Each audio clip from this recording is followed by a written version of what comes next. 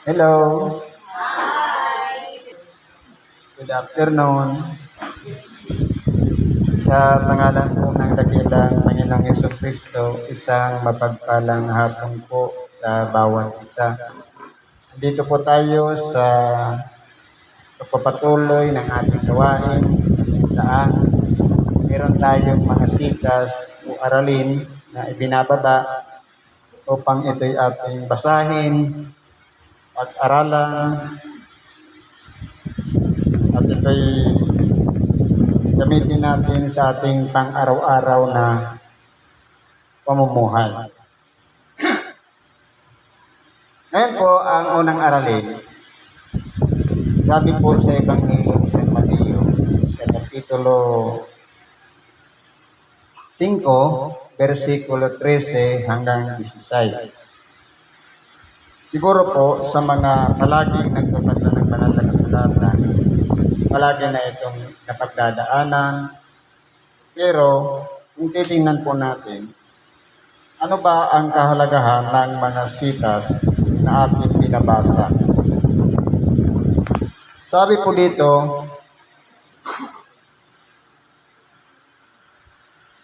ng ating dakilang Panginoon, tayo ang asin ng lupa. Ngunit kung ang asin ay tumabang, ay ano ang ipagpapaalam? Wala nang ano pa mang kabuluhan, kundi upang itatong sa labas at irakan ng mga tao. Ngayon po, kung tatanungin natin ang ating mga sarili, ako ba'y asin? Ano ba ang magiging silbi ko sa ating kapwa? Marahil, kung mabuti kang tao, kapakipakinabang ka ng iyong kapwa. Kaya, sa pagiging isang tao, pwede po siyang magkaroon ng pagkakataon na pahalagahan o maging mahalaga dito sa ibabaw ng sanlibutan. Bakit po sinasabi nito kayo? Sapagkat, hindi baga ang ating dakilang Panginoon ay nagtawag ng kanyang mga nakasunod, nangaral ng kaharian ng Diyos. Ang lahat ng mga nakikinig ng aral ng salita ng Diyos, lalong-lalo na yung mga nandito sa hapong ito na nakikiisa upang bigyan ng pagpapahalaga ang Ebanghelyo na kung saan ang sarap sanang pumasok doon sa lugar ng Ermon, pero bakit tayo dito nagtitiis ng init? Hinahayaan lang natin electric fan yung nagpo-provide ng para maging hawahan tayo. Sa makatuwid, naging priority natin ang pagsimba, ang pakikinig ng Ebanghelyo. Sa lahat ng narito na nakikinig ng Ebanghelyo, mula pa kanina, tayo po ang asin ng sanlibutan. Sapagkat kung titingnan po natin, sa paningin ng Diyos, ang sanlibutan ay punong-puno ng kasamaan. Maraming mga nagsikatan na mga artista, maraming mga pinasikat na mga pelikula, andyan pa yung cellphone at kung ano-ano pa mang pinagkakaabalahan ng tao. Na sa halip na pumunta sa simbahan para magsimba, ang ginagawa nila, puro pagliliwaliw. Puro paglilibang sa sarili sa paningin ng Diyos, walang lasa. Matabang sa paningin ng Diyos. At tayo namang tao na binibigyan ng pagkakataon, pahalagahan ang Ebanghelyo, nagsakripisyo tayo hindi natin sinunod ang sarili nating kalooban, kundi nandito tayo sa loob ng templo. Ibig sabihin, tayo ngayon yung asin upang sa ganon, ang sanglibutang ito na walang halaga sa paningin ng Diyos. Tayo yung magbibigay ng alat para sa kanila na sila'y magsisi at magsipagbalik loob sa Diyos. Hindi ba ga? Kasi po, kung titingnan po natin ang buhay ng tao, pare-parehas lang naman ang resulta. Ipapanganak, magkakaroon ng malay, magiging isang bata, makakapangasawa, tatanda, mamamatay. Pare-parehas lang. Pero ang importante po doon, sa buong buhay ngayon, mula nang tayo'y magkamalay, dapat mapagdaanan man lang natin sa ating buhay na makilala natin mayroong Diyos. At sa mga tao na binigyan ng pagpapahalaga ang makilalang mayroong Diyos, tayo na po yung pinagkakalooban ngayon ng ibang hilyo na walang iba. Ito yung makapagpapalasa, magbibigay ng alat upang sa ganon, itong sanglibutang walang kwenta ay magkaroon ng halaga sa paningin ng Diyos dahil lamang po sa atin. Kaya kung titingnan po natin dito, sino-sino ba ang mga nakapaligid sa ating dakilang Panginoon? Hindi ba kayong mga tao na walang ibang inaasahan kundi ang masumpungan sa kanilang sarili, ang kapanatagan ng kanilang mga kaluluwa? Na walang ibang inaasahan kundi ang Diyos. Ito yung mga taong nakapaligid sa ating dakilang Panginoon. Na kung iakyat mo, dito siya nangaral ng mga kapalaran. Mga taong nakapaligid sa Kanya, na ito'y nagsisiasa lamang sa Diyos. Itinuturo niya ngayon na yung lahat ng mga nakinig ng salita ng Diyos, yaong mga naging mapalad, ang tinatawag na asin ng sanglibutan. Paano naman magkakalasa? Halimbawa po, meron tayong nakilala isang tao, ibaga marami nang nangyayari ngayon. Merong magulang, pinapatay yung kanyang anak at nagpapatiwatal din sa kanyang sarili. Marami ang nagsisipagdikti, hinikitil ang buhay. Kung masumpungan natin yan, alam natin na may magagawa tayo. Yung alat na yan, baka sakaling mapabago pa natin ang kanyang pag-iisip na huwag niyang ituloy ang pagpapakamatay. Hindi ba ga? Yan po ang kahalagahan natin. Sapagkat alam natin na mahalaga ang buhay dito sa ibabaw ng sanglibutan, kaya pagpapahalagahan din natin hindi lang yung ating sarili, kundi pati yung kapwa natin na nakikita natin nasa kadiliman ng pag-iisip. Tayo po yung magbibigay lasa upang sa ganoon, magkaroon muli sila ng chance para magpatuloy ng buhay. Huwag niyang tapusin ang buhay na pinahiram lang ng Diyos sa bawat isa sa atin dahil lamang sa kabigatan na hindi na nakakayanan. Titingnan po natin, pagdadaanan lang yan ng tao. Hindi ba ga sasabihin, kaibigan, huwag mo kong kausapin, may pinagdadaanan ako. Mabuti kung may pinagdadaanan lang. Ang mahalaga doon, lumagpas ka doon sa pinagdadaanan mo ngayon. Makatawid ka doon. Ngayon, kung tayo yung bahagi doon sa tao na yun, para makatawid, nagbigay po tayo ng alat at ulasa doon sa mga tao na wala na sanang kwenta ang kanilang buhay, pero lumaban at nagpatuloy pa rin ng kanilang buhay. Naging bahagi tayo ng alat na yan na hindi natin sinayang, kundi napakinabangan ng ating kapwa ang alat na yan na ibinabahagi natin sa ating kapwa. Hindi ba ga? May mga nakikita tayo minsan, gusto nang lumukso sa building. Kung may magagawa tayong kausapin natin siya para magbago ang kanyang isip. Isa po yung bagay. Para sa ganon, magkaroon pa ng chance ang bawat isa sa atin para magpatuloy sa hamon ng buhay dito sa ibabaw ng sanlibutan. Di ba ga? Katulad naman sa may karamdaman.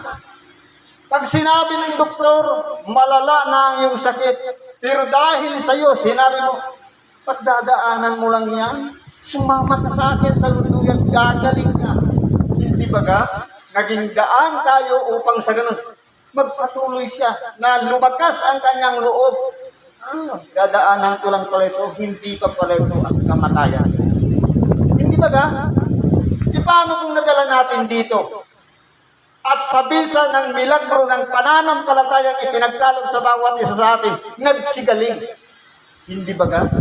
Nalagpasan natin, naitawid natin ang mga nangyayari sa ating buhay na parang wala ng chance. Kaya kung titingnan po natin, nagkwentuhan may natin ito kanina. Sabi ko, yung napanood ko doon, Ilok Atoy. Isang tao na pasyente, ang sabi ng doktor, may cancer. Siyempre, kung ikaw nga naman nakapakinig noon, iisipin mo sa iyong sarili, ipa-confirm kung may cancer. Lahat naman tayo may cancer. Pero kung hindi malawak ang iyong pag-iisip, matatakot ka sa cancer. Siyempre, ang gagawin mo, magpapabiopsy ka. Confirmatory test. Malaman mo talaga kung anong stage na. Ngayon, siyempre, sinabi, stage 2 ka na, cancer. Ang tanong, ano ang mangyayari sa loob ng katawan pag may cancer?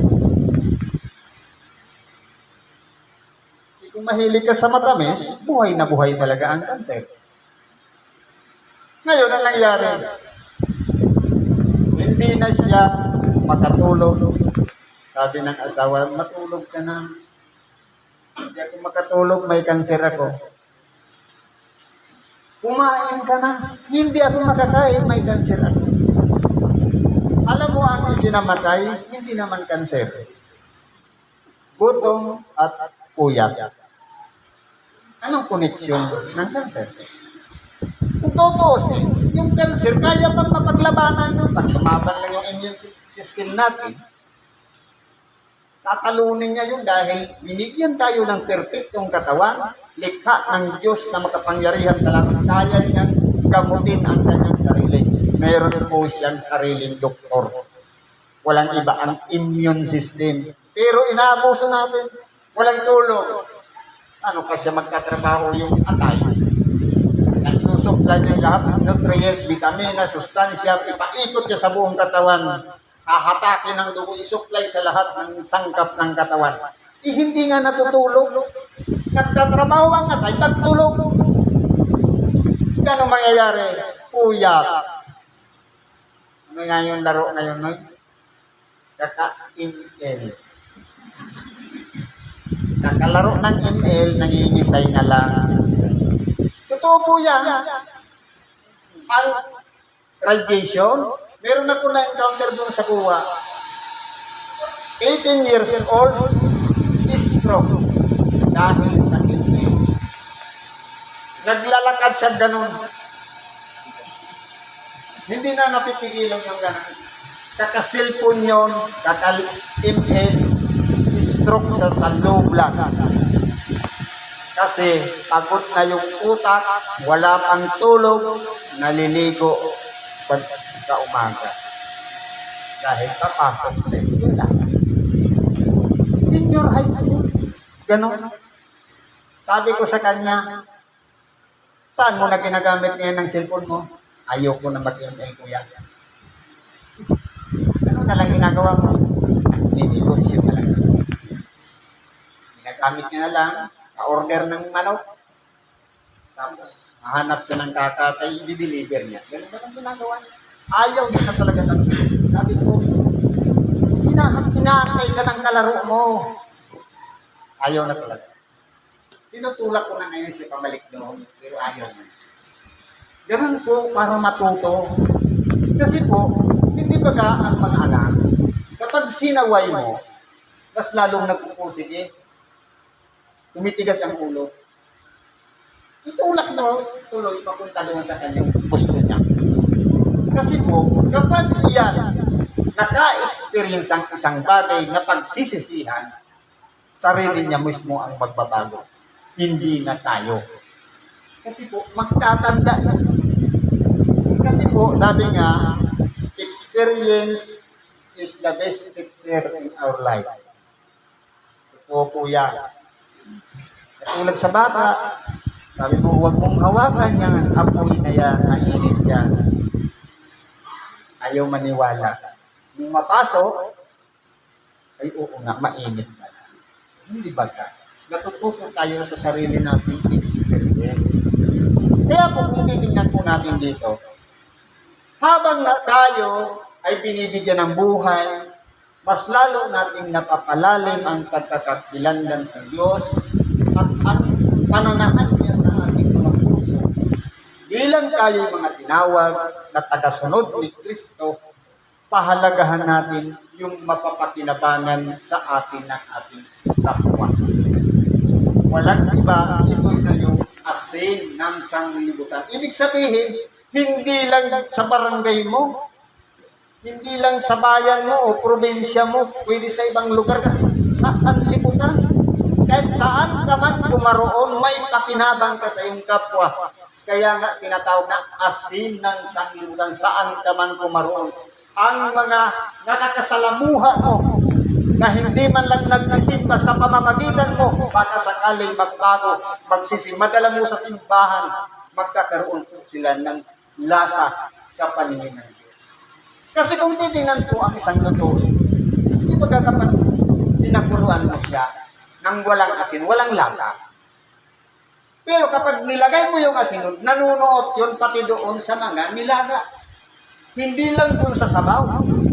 Ibig sabihin, connected na yan sa bawat isa. Malay mo yung naturuan mo.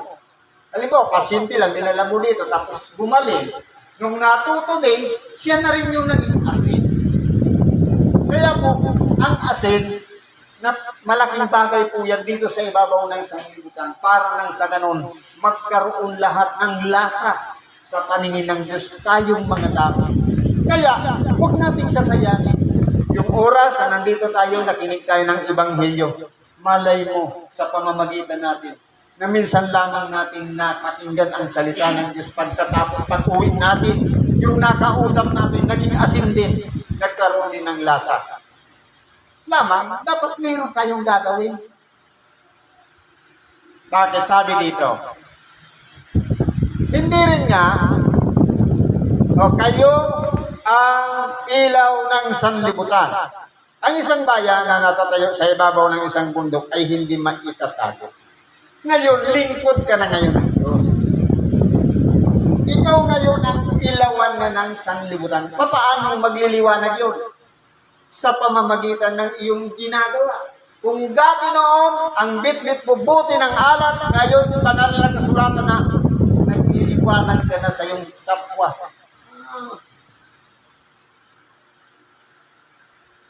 Sabi sana all, nagbago na si Brad, hindi na alat na talaga. Bible na. Hindi ba ba? Nakikita nila na may pagbabago sa ating sarili. Kaya po yung liwanag na yun, nakikita po yun ng ating kapwa. Dapat po, huwag nating sasayangin yung liwanag na yun na dapat patuloy na nagniningas yun, hindi lang sa isa, kundi dito sa ibabaw ng sanglibutan. Kaya sabi, kayo ang ilaw ng sanglibutan. Saan man tayo maroon, gawin lang natin yung mabuti sa ating kapwa. Kapag nakita na tayo'y dating nasa masamang kalagayan at ngayon nagsisina, baka sakali sila'y sumunod sa atin. Sa pamamagitan lamang ng pagpapakita natin ng kabutihan para sa kanila. Halimbawa dati noon, chismisan dito, chismisan doon, paninirang puri, masamang kata, kung ano-ano lang ginagawa sa kapwa. Ngayon hindi na. Ikaw ngayon nakapigil na. Nasa halip na daldalan o magkapagkwentuhan na para siraan yung kapwa, ikaw na ngayon ang tagasanggalan, tagaharang, kung huwag gagawin yan. Di ba ga? Nakikita yun na nagliliwanag tayo para sa kanila. Sabi dito, hindi rin nga pinaniningasan ang isang ilawan at inilalagay sa ilalim ng isang takalan, kundi sa lalagyan ng ilaw at umiliwanag sa lahat ng nangasa bahay. Ngayon, aralin natin ang ilaw. Kapag ba meron tayong ilawan, ilagay natin ng panahon. Lampara. Hindi ba kapag madilim, nung meron na tayong lampara, saan ba natin siya ilalagay? Hindi ba doon sa lugar na kung saan maganda yung pwesto? Kahit maging high-tech na ngayon, ito, di kuryente na tayo, ilalagay mo yung ilaw sa gitna kung saan yung dadaan. Ang iba nga niyan, walang ilaw sa loob ng bahay, pero yung daanan ng magnanakaw, may ilaw. Diba? Kaya po, sabi dito, kayo ang ilaw. Sa paggawa ng mabuti, ituloy lang natin magpakita ng paggawa ng mabuti sa ating kapwa. Huwag lang magmalaki.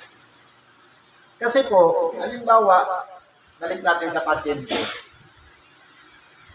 May nakita tayo, masama na ang lagay, dinala natin dito. Nakinig ng Ebanghelyo, nagsisi, nagbalik loob sa Diyos. Gumaling. Tumulong tayo, bunga ng ating pagsisikap na magkaroon tayo ng halaga sa ating kapwa. Pero ang problema, nung gumaling na, ito naman. Eh kung hindi ko yan dinala sa lunduyan, patay na yan. Di ba ga? Naging malaki. Kaya nga, pinag-iingat tayo doon na dapat lahat ng mga pagpapala binibigay sa atin na regalo ng Diyos para dugtungan ang ating buhay. Sa Kanya po nanggaling yung kagaanan ng ating mga tinatanggap sa ngayon. Ibalik po natin sa Kanya ang kapurihan. Huwag mo natin aapuin ang bagay na hindi naman sa atin. Yan po ay ibabalik natin sa Diyos. Kaya po, kung tayo po ay marunong gumawa ng mabuti, sabi nga, huwag mong tatakpan ng takalan. Huwag nating ititigil. Huwag nating gagawin na minsan gusto mo sanang gawin, pero umiral yung iya, yung tako, para mo na rin tinakpan ng takalan niya. Ngayon, magsisisi ka, dapat pala tinigilan ko siya. Ano pa, tapos na, patay na. Kaya, hanggang may pagkakataon pa, yung ilaw na yan, ilagay natin sa tamang lalagyan at hindi dapat tinatakpan ng takalan. Ano pa sabi dito? Lumiwanag na gayon ang kanyang ilaw sa harap ng mga tao upang makita nila ang inyong mabubuting gawa. Ito po pala yung nagliliwanag po. Yung mga mabubuting gawa. Kasi po mayroong gawang masama. Ngayon, makikita po yun sa pagbabago kung ang dami natin ginagawa noon, kung hindi pa natin nakikilala si Kristo at ang Diyos, salungat doon sa nakikita sa ngayon. Halimbawa, dati noon, lasing ka, ngayon hindi na. Dati ngayon, palamura ka, ngayon marunong ka na magtimpi at magpigil ng pagsasalita ng masama. Ibig sabihin, ito na yung nakikita nilang pagbabago, uliwanag na nakikita ng ating kapwa. Sabi dito, lumiwanag na gayon ang inyong ilaw sa harap ng mga tao upang makita nila ang inyong mabubuting gawa at kanilang luwalhati ng inyong Ama na nasa langit. Ibig sabihin, kahit man tayo nakagawa ng kabutihan sa ating kapwa, nagliwanag tayo sa kanila.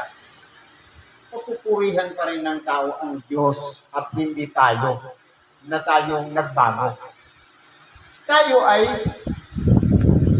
Diyos pa rin ang pinanggalingan ng pagbabago natin. Kaya kung sa pamamagitan po ng oras na ito, ang tingin natin sa ating sarili, wala nang chance pagdating sa ito. Pag sinabi kasing may karamdaman, wala na talagang chance. Kasi po, wala ka naman talagang chance sa doktor. Sino ba sila? Doktor, tao rin. Namamatay din, nagkakasakit din. Kung sa kanila mo ipagkakatiwala ang buhay, wala talagang chance. Pero kung sa Diyos natin ipagkakatiwala na siya ang nagbigay ng buhay, ng hininga ng buhay, na ating nilalanghap, yung oxygen na ating sinisinghot sa ngayon, yung pangangaral niya pa ng Ibanghilyo na nagbibigay ng kalakasan upang gamutin ang ating spiritual na karamdaman na walang iba. Minsan na napapagod na tayo, nawawala na tayo ng pag-asa. Pero sige lang, dahil kay Kristo tayo'y nananatili at nagpapatuloy sa hamon ng buhay.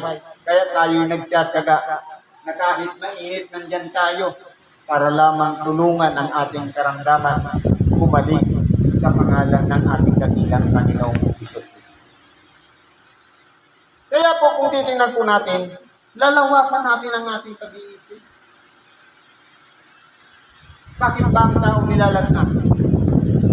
Tulad ang lagnat, response ng ating immune system upang sa ganon, malaman natin na meron pala siyang sariling doktor dyan sa ating kalusugan. Ito malaman. Ibig sabihin, may nakapasok na bakterya o mikrobyo na nilalabanan ng ating immune system. Kaya umaangat ngayon ang temperatura para patayin yung nakapasok dyan sa ating kalusugan. Bakit tayo sinisipon? Ang sipon ay mucus na kung saan kapag may bakteryang nakapasok sa ating ilong, babalutin niya upang sa ganon trabahuin ang baga hanggang sa iubo at mailuwa niya. Hindi ba ba? Kumpleto yung pagkakagawa ng tao. Kahit sa mekanismo niya, sa skeletal, kumpleto yan. Kayang dipinsahan ng ating sarili. Sa suntukan, tumatabingi na lang yan, pero bumabalik lang ang buto. Nababasag, pero humihilom muli. Kung ang sugat niya na hindi mo naman ginamot, kusang gumagaling, ibig sabihin, buo pa ang immune system mo para bumalik ka sa iyong karamdaman. Kaya ngayon, ang gagawin lang natin, ipagkakatiwala natin ang ating sarili sa Diyos, sapagkat siya po ang nagbigay buhay sa atin, siya rin po ang magturong ng ating buhay. Kailangan lang natin ipagkatiwala ang ating sarili sa Kanya. May basahin na po dito, i-relate natin sa may karamdaman.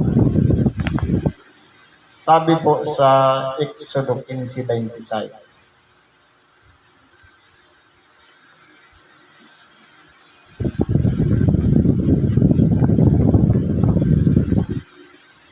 At sinabi, kung inyong didinggin ng buong sikap ang tinig ng Panginoon, mong Diyos, at iyong gagawin ang matuwid sa kanyang mga mata, at iyong didinggin ang kanyang utos, at iyong gaganapin ang lahat niyang mga palatuntunan, ay wala akong ilalagay na karamdaman sa iyo. Ibig ko palang sabihin, ang karamdaman ipinagkaloob sa atin parusa dahil sa hindi pagsunod sa kalooban ng Diyos. Kumbaga sa magulang, minamahal ng ama ang kanyang itinuturing na anak. Para magising siya, para malaman niya ang pagmamahal ng ama sa kanyang anak, kinakailangan niyang paluin. At ang palo na yan, walang iba itong latay na ating dinaranasan ngayon, yung karamdaman natin dahil nagkasala tayo sa Diyos. kung papaano ang Ama, ipinapakita niya ang pagtutuwid sa anak, ganun din ang Diyos.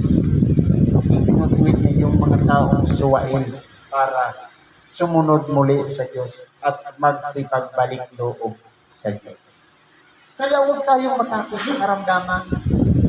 Pamamaraan lang siya dahil gaano man kalakas ang ating katawan, kapag mayroon ng karamdaman, kung dati noon ipinagkatiwala mo ang iyong sarili sa mga tabletas at sa mga kapsula, ngayon, hindi na nakaya ng tableta, hindi na nakaya ng kapsula, sisigaw na tayo. Gusto ko, pagalingin mo. Hindi ba panghuli palagi ang Diyos? Pang-last chance. Pero gawin natin siyang priority. Bago tayo pumunta sa doktor, bago tayo magpasuri sa albularyo o saan pa man, humingi muna tayo ng tawad sa Diyos. Marami, may purpose ang Diyos, kaya tayo binigyan ng karamdaman. Ganun po ba? Kaya po, matutunan ng bawat isa sa atin ang kahalagahan natin sa ating sarili, lalong-lalo na sa ating kapwa. Tayo yung asin, tayo yung nagbibigay ng chance para sa ating kapwa. At tayo naman yung nagniningning na liwanag na magiging daan upang magsipagsisi ang lahat ng mga taong nakakasalamuhan natin, nakakapiling natin at nakakausap natin. Siguro po hanggang dito na lang ang pakikibahagi natin sa oras nito. Salamat po sa Diyos at anuman po ang mga kahilingan natin, karaingan man, problema, karamdaman, kahirapan man, lahat ng yan ipagkatiwala natin sa Diyos. At anuman po ang ating mga kahilingan, natailag natin yung tamang time kung paano sasagot ang Diyos sa lahat ng ating mga hinihiling sa Kanya. Salamat sa Diyos at isang mapagpalang hapon sa bawat isa.